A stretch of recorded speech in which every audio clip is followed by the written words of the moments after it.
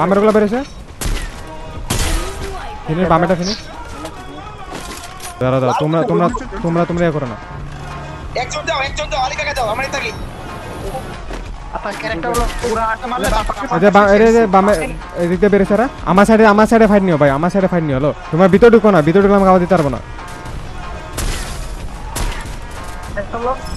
সব ড্যামেজ ভাই সব ড্যামেজ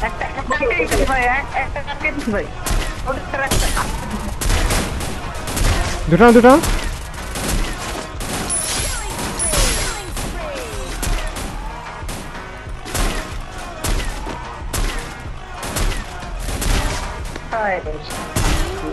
চোদ্দ কিলো আমার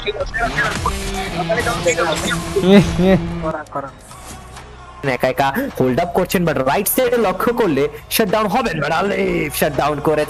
আলিফ শাটডাউন করেছেন আমি বলছিলাম যে তাকাবে আলিফ সেই তাকানিটাই দিয়েছেন পরীক্ষা এখন হইতে পারে কারণ দুটো দলই কিন্তু হার্ড কম্পার্টমেন্টে তবে চমৎকার একটা ফ্ল্যাঙ্কিং এখান থেকে লঞ্চ প্যাডের ব্যবহার ঠিক পেছন দিকে এসেছেন তবে জোনের বাইরে চলে গিয়েছেন এই জায়গায় আলিফ এইবার কিন্তু বিপদে পড়তে পারেন M590 প্রান্তর এন্ট্রিটা একটু লেট ছিল তবে প্রান্ত কি করছিল আমি জানি না এখান থেকে প্রান্ত এবার এসেছে সামনে আদনানকে এবং প্রথমেই কিন্তু দুজনকে এই মুহূর্তে ধর্ষণ করেছেন লাস্ট প্লেয়ার সার্ভাইভ করে যাবেন এই জায়গায় রেক্সান আবারও কিন্তু সেভিয়ার হতে পারবেন কি রেক্সান তবে সেটি বোধহয় আর সম্ভব নয় এই জায়গায় রেক্সান আবারও কিন্তু সেভিয়ার হতে পারবেন কি রেক্সান তবে সেটি বোধহয় আর সম্ভব নয় আলিফ গেমিং বাইটি সেন্ট no more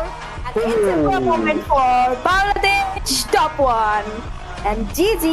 for Bangladesh top 1 চমৎকার খেলে গিয়েছেন তারা এই জায়গায় আলিফের ওই স্টেপটা আমার কাছে মনে হয় hats off to the IGL যে কল দিয়েছে যে আলিফকে এই মুহূর্তে পেছনের দিকে যেতে হবে